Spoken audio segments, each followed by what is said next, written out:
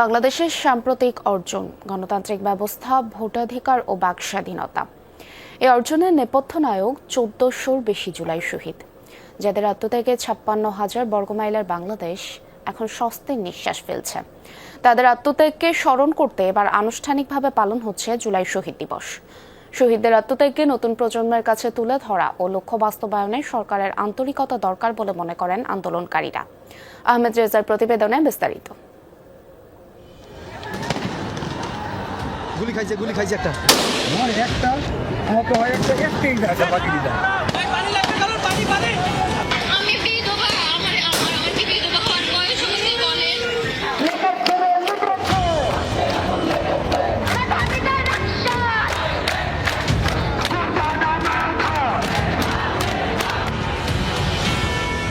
২৪ মাস পর ২৪শে জুলাই, সেই জুলাই যা ক্যালেন্ডারের হিসাব বদলে দিয়ে চলেছিল ৩৬ দিন। সেই জুলাই যা আবারও দেখিয়েছে কাকে বলে মরণপণ। মাস জুড়ে শহীদ হয় কারো ভাই, বোন, কারো সন্তান কিংবা বন্ধু। সন্তান হারা, ভাই হারা, বোন হারা প্রিয়জনের আহাজারিতেই আছে কি জন্য সরকারে মারার অনুমতি দিল ভাই? কি জন্য? আমি বিধবা, আমার কি বিধবা হওয়ার বয়স হয়েছে বলেন? গুলি করে লাভ নামানো লাগছে কিন্তু গুলি করলে মর একটা, আমার তো হয় একটাই আছে বাকি দিদা। নৃশংস সেই হত্যাযজ্ঞ দেখেছে পুরো বিশ্ব। জাতিসংঘের প্রতিবেদনে নিহতের সংখ্যা উল্লেখ করা হয়েছে ১৪০০-র বেশি। সেই রেড মনসুন এখন জুলাই গণঅভ্যুত্থান। ২৪ মাস পরে আবারও ফিরল জুলাই। দেশে এখন নির্বাচিত সরকার, পালন হচ্ছে জুলাই শহীদ দিবস।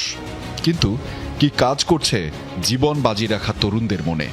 জুলাই যেন কখনো হারিয়ে না যায় সেদিক থেকে সরকারের লক্ষ্য রাখতে হবে। জুলাইয়ের হত্যাকাণ্ডের বিচার যথাযথভাবে নিশ্চিত করবেন। জুলাই আহত হয়েছে, তাদের পরিবারের যেন খোঁজ খবর নাই, তাদের পাশে থাকতে পারে সরকার, তাদের যেন সহযোগিতা করে। তাদের যে উদ্দীপনা, এটা যেন আমরা আরো ধরে থাকতে পারি।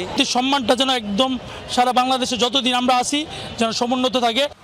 সামনে থেকে যারা আন্দোলন এগিয়ে নিয়েছিলেন তাদের ভাবনাতেই বা কি কাজ করছে? আত্মত্যাগের সহপাঠী চাওয়া পূরণে কি করছেন তারা? রাষ্ট্র কাঠামোয় যে আমরা পরিবর্তন চেয়েছিলাম, কাঠামোগত জায়গায় পরিবর্তন আসে নাই। আমরা ফেসিবাদকে হটাতে পেরেছি, ফেসিবাদী শাসনকে হটাতে পেরেছি, কাঠামোগত জায়গায় পরিবর্তন নিয়ে আসতে পারি নাই। এটা এখনো পর্যন্ত আমাদের ব্যর্থতার জায়গা। অধিকার ভিত্তিক যে সমাজ প্রতিষ্ঠার যে একটা পরিবর্তনের যে একটা লড়াই, সেটা তো অবশ্যই অধরা থেকে গেছে। এখনো আমাদের জায়গা থেকে অন্তত চেষ্টা করছি যাতে করে সেই লড়াইটা আমরা অব্যাহত রাখতে পারি। জুলাই ফিরিয়ে দিয়েছে জনগণের ভোটের অধিকার। রাজনৈতিক কারণে ক্রসফায়ার বা গুমের আতঙ্ক নেই। স্বাধীন দেশে মত প্রকাশের প্রবল আত্মবিশ্বাস।